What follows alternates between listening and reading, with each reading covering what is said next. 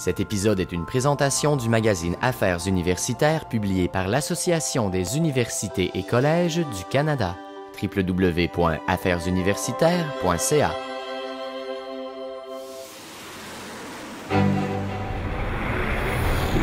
Il y a 3 ans, à peu près, au moment où je me plongeais dans les documents qui allaient me permettre d'écrire l'histoire des prisonniers politiques, une histoire des prisonniers politiques qui couvre 200 ans, mais qui a comme moment fondateur dans mon livre, comme dans les faits, cette confrontation violente qui a mené à l'enfermement de centaines de patriotes pendant plusieurs mois et puis à la déportation d'une 60aine d'entre eux, ainsi qu'à l'exécution de 12 patriotes.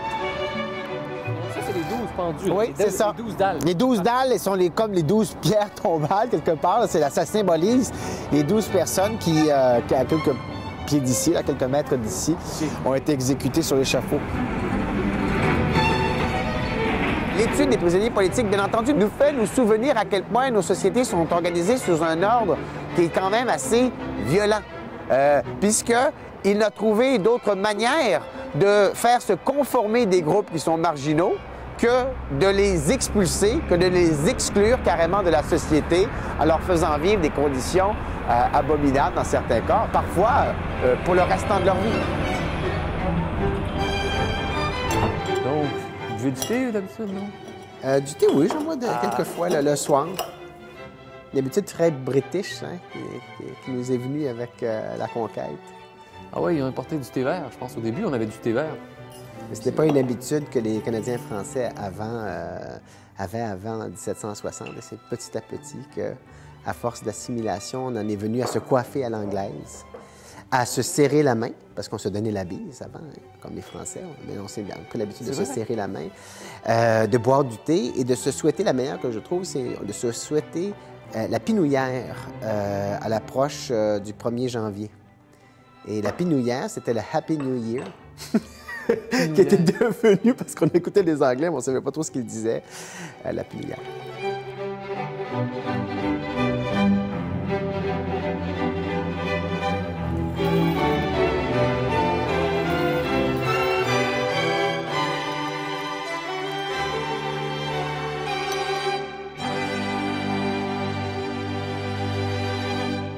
Jean-Philippe Poirine, vous êtes professeur à l'Université Concordia en sociologie, où vous dirigez la chaire d'études sur le Québec. Oui. On vous doit plusieurs livres. Vous avez écrit sur la Révolution tranquille, les mouvements marxistes-léninistes au Québec des années 60 et 70, sur les mouvements étudiants des années 67, 68 et 69. Ce sont des années quand même assez turbulentes. Et aujourd'hui, vous avez publié un livre, Les prisonniers politiques au Québec. Il y a beaucoup d'intellectuels qui se sont carrément cassés les dents en essayant de penser la violence politique. Est-ce que vous sentez que vous marchez sur des œufs en parlant de la violence politique? Il est vrai que la violence politique est peut-être un sujet plus incisif, plus vitriolique que les autres, pour la simple et bonne raison qu'elle va au cœur de la dynamique même qui permet d'organiser notre monde commun. L'État repose, et ça on l'oublie souvent, repose sur l'exercice d'une violence qui est dite légitime, mais une violence quand même, dont il a le monopole. Et à ce titre-là, souvent, on préfère détourner les yeux, on préfère ne pas s'interroger sur qu'est-ce qui fait en sorte que l'on peut justifier l'attribution à une caste de gens, les magistrats, les policiers, les gouvernements, une caste de gens, le pouvoir d'enfermer des personnes, le pouvoir de les mettre en accusation, le pouvoir de les bannir même de la société. Et donc, on préfère suspendre cette interrogation parce qu'elle met en jeu toutes sortes de préoccupations autour des règles qui ordonnent notre vie commune. Et donc, l'essentiel de votre livre parle des prisonniers politiques au Québec depuis environ 1837. Il y a une distinction qui est très importante à faire quand on parle de la violence politique. Il faut distinguer donc le crime ordinaire du crime politique. Comment les distinguer tous les deux?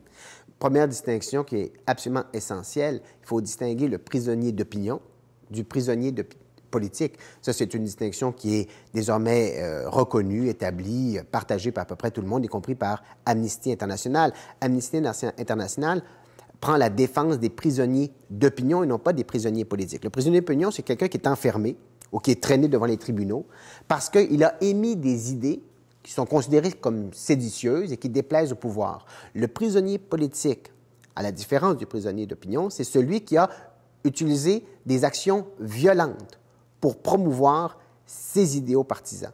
Mon livre porte donc sur les prisonniers politiques, ceux qui, dans l'histoire du Québec, depuis à peu près 200 ans, ont cru qu'il n'y avait d'autre choix pour eux s'ils voulaient promouvoir les principes, les valeurs, les demandes qui étaient les leurs, que de participer à des soulèvements armés, de commettre des actes de vandalisme, de s'engager dans des émeutes. Première distinction. La deuxième distinction qu'il faut faire, à l'intérieur même du prisonnier politique, est-ce que ces crimes-là ont été commis au nom d'idéaux généreux, politiques, communautaires ou pour des intérêts qui sont personnels? Seul sera considéré comme un prisonnier politique celui qui dévalise une banque, par exemple, mais pour financer des opérations qui sont clandestines et qui visent l'émancipation populaire. Premier critère. Deuxième critère, est-ce que le processus judiciaire qui amène la mise en accusation et finalement peut-être la condamnation d'une personne, est-ce que ce processus judiciaire est biaisé ou non? Est-ce qu'il est juste ou non? Est-ce que les procureurs, par exemple, s'adonnent à une chasse aux sorcières contre certains militants? Est-ce que le système global de justice est acceptable aux yeux de ceux qui se retrouvent devant les tribunaux? Et ça, c'est une question quand même qui est importante parce qu'on oublie souvent, tout crime est à la base un crime politique. Pourquoi? Parce que les règles ont été établies par des régimes précis, spécifiques, mais non seulement ça, les magistrats qui ont à administrer la justice sont aussi, non pas élus, mais nommés par le pouvoir. Alors, est-ce que le système en son entier est quelque chose dans quoi la personne peut se reconnaître? Lorsque les filkistes se retrouvent devant le banc de la reine, vous pouvez bien croire que pour eux, c'est une aberration dans ces termes mêmes. Comment des gens qui luttent pour l'émancipation nationale, pour l'indépendance du Québec, peuvent être jugés par un système qui s'appelle le banc de la reine? C'est insensé, c'est absurde à sa face même. Donc, on peut dire que le prisonnier politique peut être défini de plusieurs façons et chacune plutôt de ces dimensions, chacun de ces paliers amène une réflexion qui est originale dont mon livre veut montrer tous les déploiements dans le temps. Il y a un autre élément qu'on pourrait aborder par rapport aux prisonniers politiques. Les prisonniers politiques bénéficient souvent d'un soutien moral d'une large partie de la population, ce qui n'est pas le cas nécessairement des crimes ordinaires. Bien, en fait, ce qui est une découverte de mon livre, parce que c'était une découverte pour moi, c'est à quel point l'emprisonnement d'un seul individu est ressenti par une population entière. Prenons 1837, l'insurrection de 1837. L'élément déclencheur de la rébellion, c'est l'arrestation de quelques individus qui devaient être amenés à Montréal pour être jugés. Et on décide spontanément de les délivrer, de les sortir de la charrette où ils sont tenus prisonniers.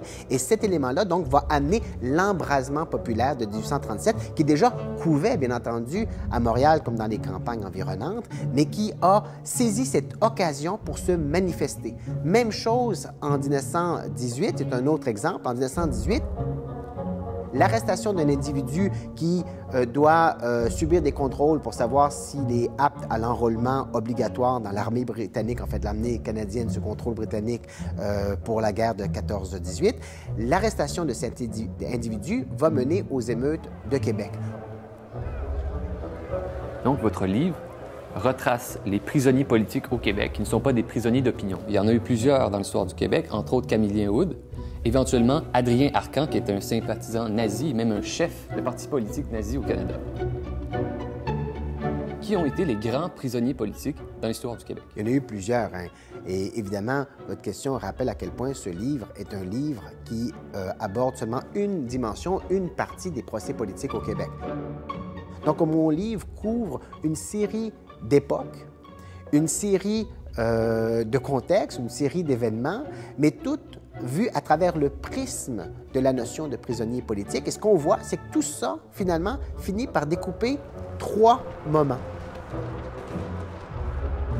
Le premier moment, c'est celui des luttes révolutionnaires, des luttes bourgeoises du milieu du 19e siècle, où on utilise la violence. Pourquoi? Pour promouvoir les idéaux de la démocratie libérale et du régime économique libéral. Deuxième période, deuxième moment qui est celui de l'anarchisme, où là, des gangs plus ou moins marginales essaient d'utiliser la violence comme étincelle pour provoquer le pouvoir. Et on se sort une troisième phase, un troisième moment à partir des années 60, où là, la violence devient socialiste et vise à l'établissement d'un régime plus ou moins communiste, certainement de gauche en tout cas, au Québec. Et donc, la visée, qui est toujours une visée d'émancipation nationale, que ce soit au milieu du 19e siècle ou encore dans les années 60, cette visée d'émancipation nationale utilise la violence à des fins qui sont soit bourgeoises, soit plus ou moins anarchistes ou anarchisantes, et finalement socialistes. Si on remonte un peu dans le temps, en 1763, c'est le changement de régime.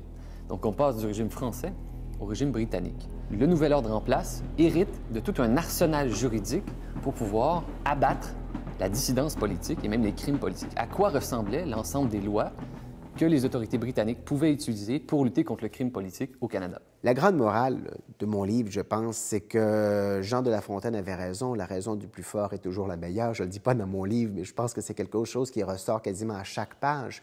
C'est que le pouvoir va utiliser de tous les moyens à sa disposition, en commençant par les plus bénins, par les plus doux, par les plus, on va le dire, collégiaux, par les plus démocratiques.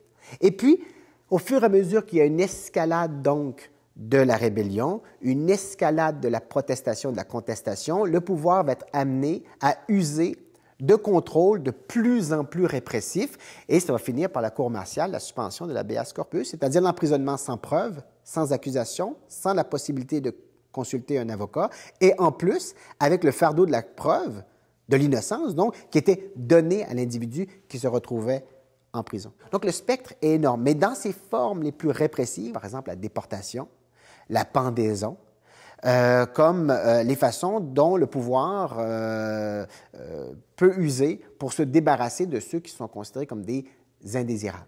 Mais il faut bien comprendre qu'au 19e siècle, au milieu du 19e siècle, la déportation se fait dans des lieux différents selon qu'on adhère ou non à une définition plus aimable, plus progressiste du prisonnier politique.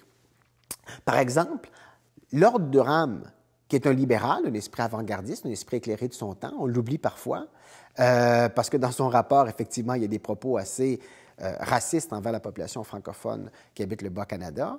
Mais Lord Durham, on oublie que c'est un esprit plutôt progressiste, aux idées plutôt éclairées, et il veut déporter les rebelles qui ont participé donc à la révolte populaire de 1837, non pas en Australie, non pas en Nouvelle-Zélande, dans une colonie pénitentiaire, mais aux Bermudes. Pourquoi les Bermudes? Parce que justement, ce n'est pas une colonie pénale et que les gens vont pouvoir y jouir de certains droits qui sont, bien entendu, impensables pour ceux qui vont dans les colonies pénales. Est-ce que la pendaison des 12 patriotes en 1839, c'est la bonne date? Oui. Bien, est-ce que ça aurait été la pire période de répression politique dans l'histoire du Québec?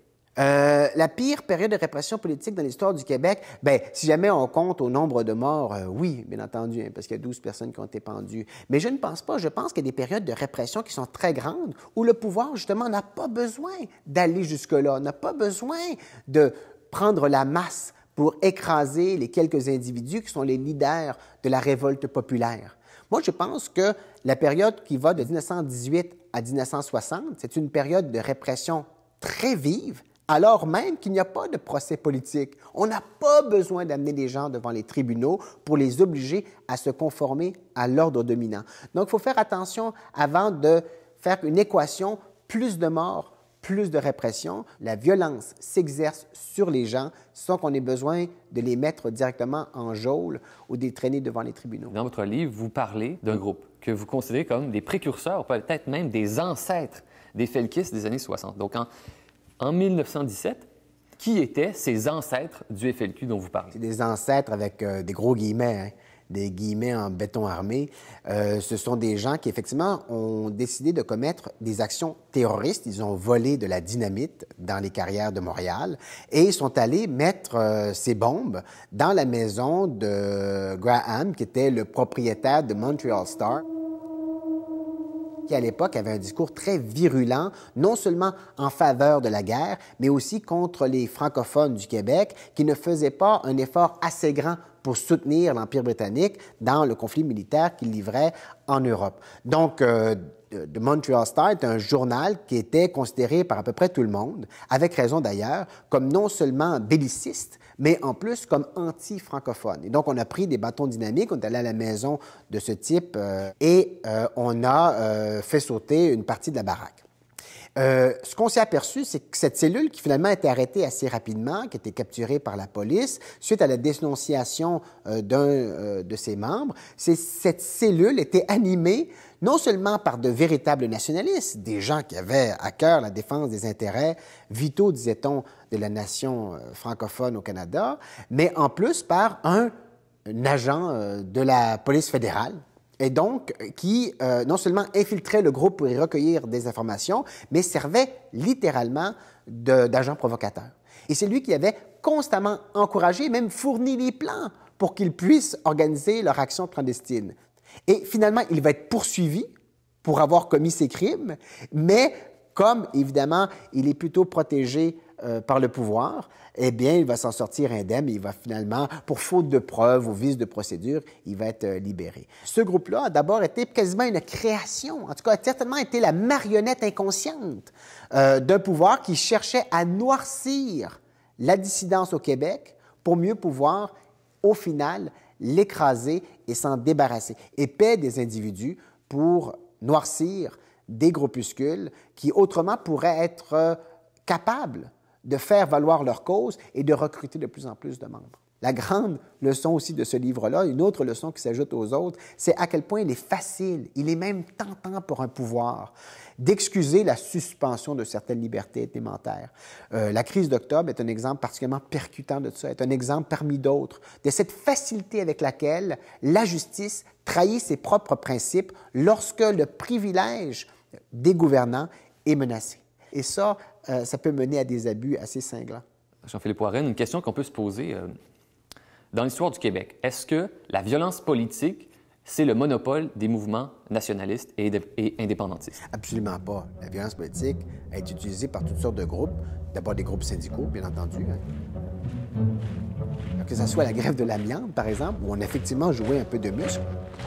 Les grandes grèves du Front commun de 1972. La crise d'Oka, c'est un exemple. Mais disons que la grande question qui habitait le Québec depuis 2 siècles, c'est la question de la place de cette nation dans l'ensemble confédératif.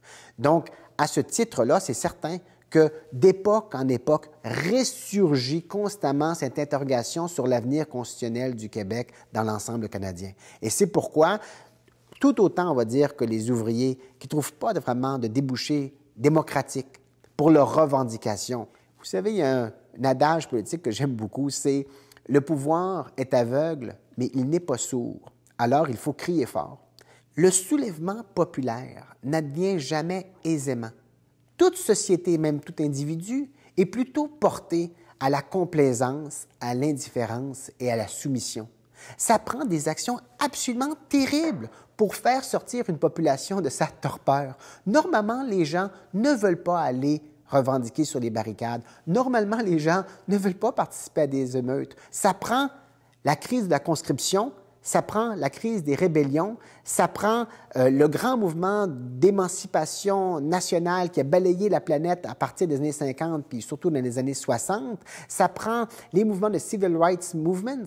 Ça prend tout ça pour qu'à un moment donné, quelques individus décident que c'est assez et qu'il faut désormais prendre des actions qui sont des actions considéré comme criminel parce que le système de justice est devenu lui-même injuste et ne peut plus répondre aux demandes qui viennent de la base. Le droit, finalement, peut autant être un outil au service du contrôle et de la domination qu'un outil en faveur de l'émancipation et de la liberté des individus. Oui.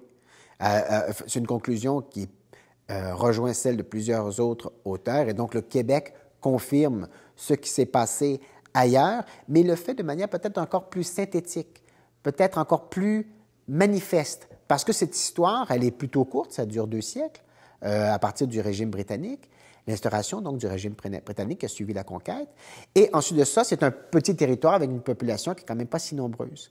Et là, on a des situations qui sont tragiques et qui révèlent dans leur territoire circonscrit à quel point Ce qui se fait ici, c'est ce qui se fait aussi ailleurs.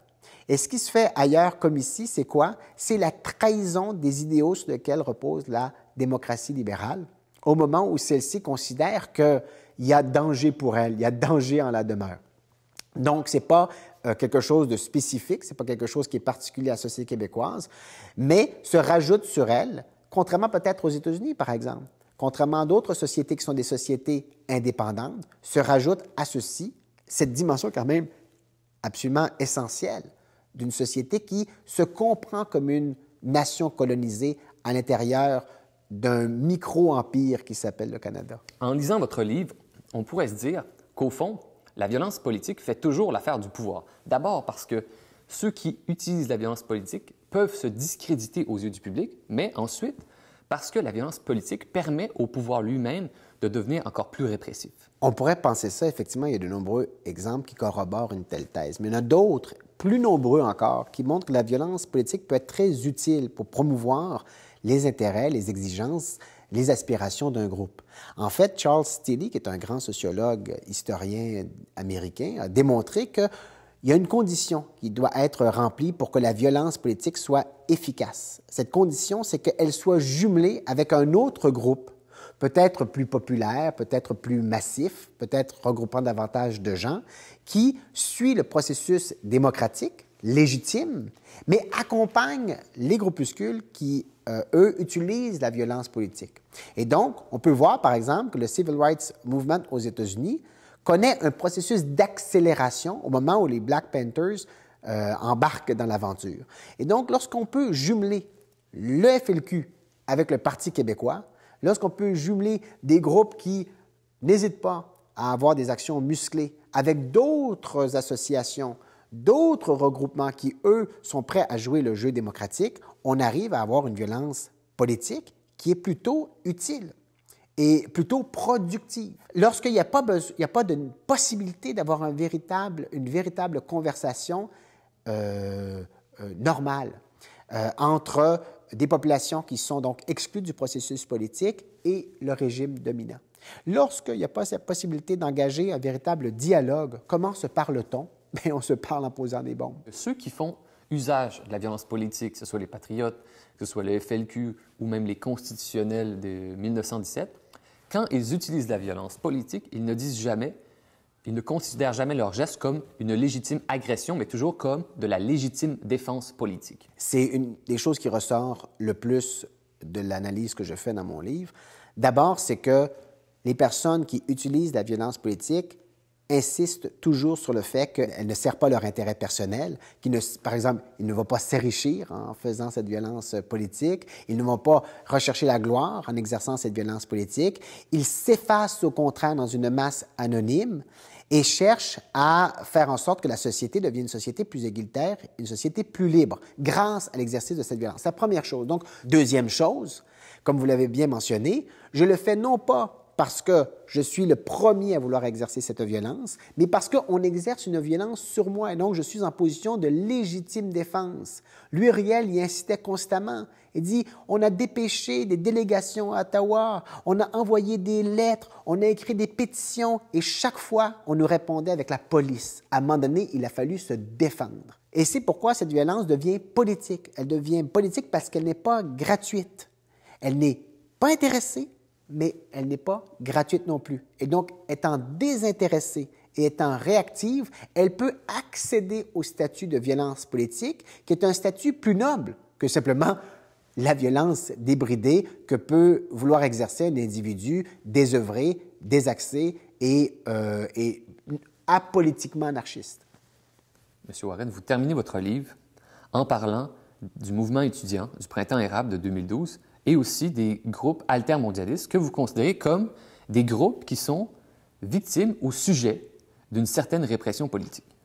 Vous trouvez que ça fait une sorte de continuité avec les autres qui ont précédé auparavant? C'est pas moi qui le dis, hein, c'est des gens aussi neutres et impartiaux que l'Ombudsman, par exemple, de l'Ontario, du gouvernement ontarien, qui dit qu'effectivement, ces groupes-là ont été sujets à une véritable répression politique, qu'ils ont été ciblés par les forces de l'ordre sur la base non pas de leur activité illégale réelle, mais de leur potentiel de subversion pour l'ordre établi. Donc, Moi, comme sociologue, je regarde autour de moi, je vois les déclarations de ces gens-là et je me dis effectivement, oui, il y a une continuité qui existe. Ce ne sont pas les mêmes idéaux, ce ne sont pas les mêmes revendications, mais il y a encore là les mêmes embûches, les mêmes obstacles qui sont placés sur la voie de la revendication populaire par les gens qui ont intérêt à préserver le statu quo.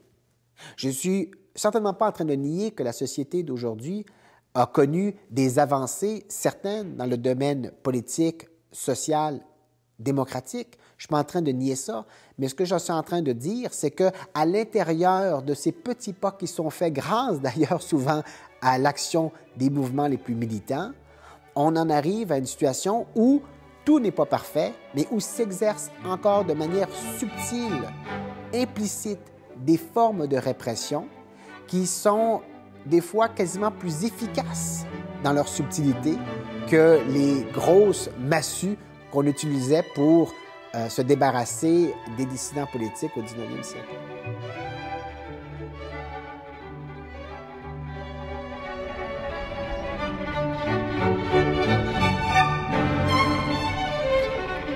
Ça apporte toujours quelque chose de visiter les lieux parce que ça nous permet de nous remettre dans le climat de l'époque.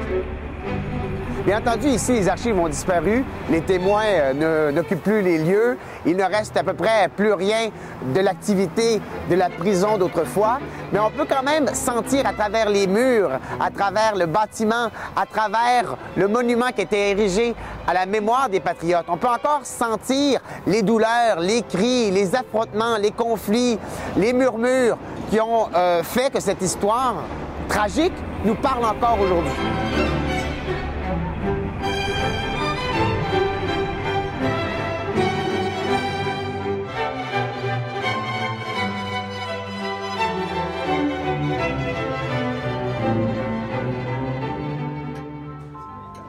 Cet épisode est une présentation du magazine Affaires universitaires publié par l'Association des universités et collèges du Canada. www.affairesuniversitaires.ca